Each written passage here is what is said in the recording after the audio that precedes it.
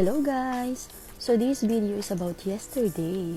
Since first time namin umuwi ng sabay-sabay at ganito kaliwanag from work, nag-decide kami na pumunta kami ng park at doon kami kumain ng dinner.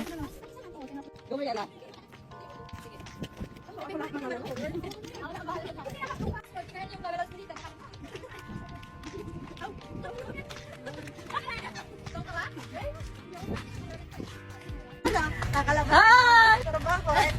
Kakauwi lang namin. Ngayon lang kami umuwi ng maaga sa trabaho. Oo, sobrang play na play sa badminton. Oo. Ikaw din, mag-slow ko kayo.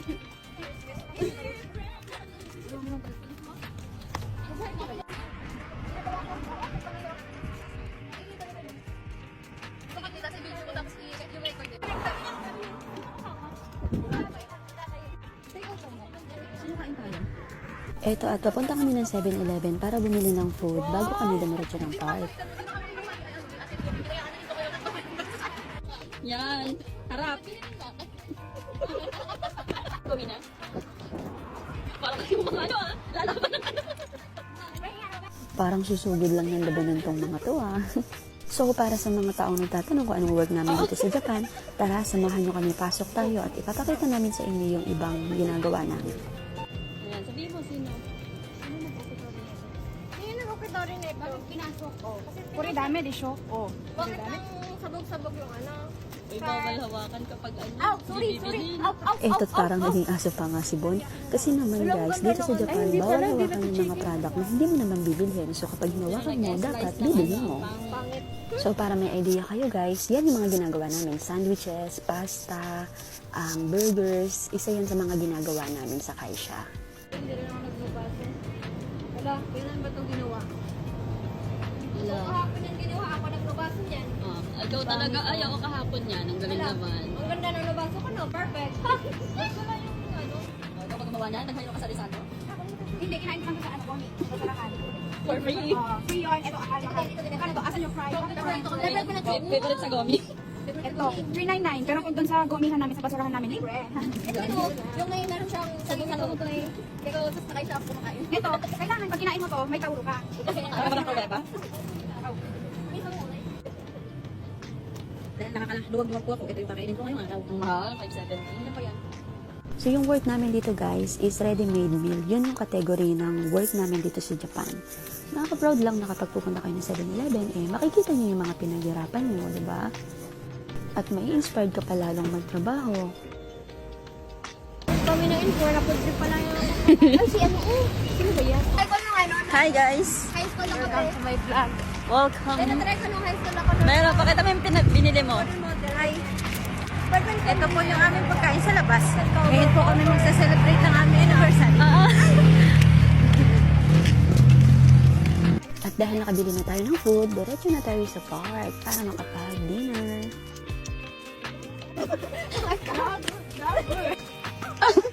Kain lang talaga tayo. Perfect. Thank you. Ano man ikaw? Fiori. So tara guys, itadakimasu! Minsan talaga guys, kailangan natin yung ganito ang makapag-relax.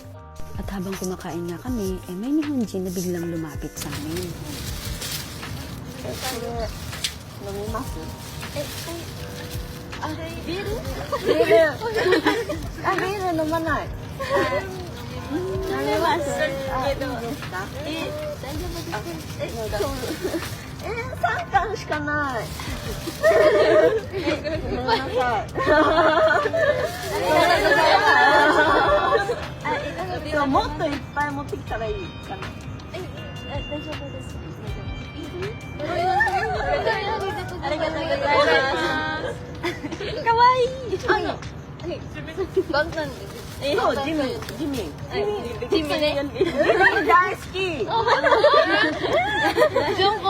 Jungkook daisuki.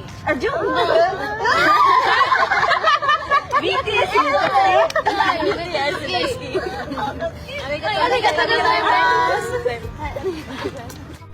Akala namin ay pagagalitan kami ng Nihonjin kasi naman ang ingay-ingay namin. Pero guys, guess what? Binigyan kami ng beer. Sobrang bait talaga ng mga Nihonjin. sayang lang at hindi namin natanong yung name niya. Pero thank you po. And after nga namin kumain, ito talaga yung pinunta namin dito yung mag-badminton at maglaro. Nagpakaisip bata na naman ang mga person.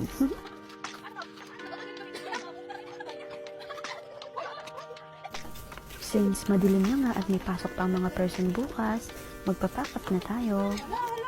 Normal pa ang mga person sa CR. Ang ganda kasi ng CR dito sa Japan. O, di ba? Kung saan ko bukas kami daw. Binto pa kay ng flower pa. Hintay mo sa flower. Kaya masyo. Nakakapagod mag-badminton. So that's it for today's guys. Thank you. God bless.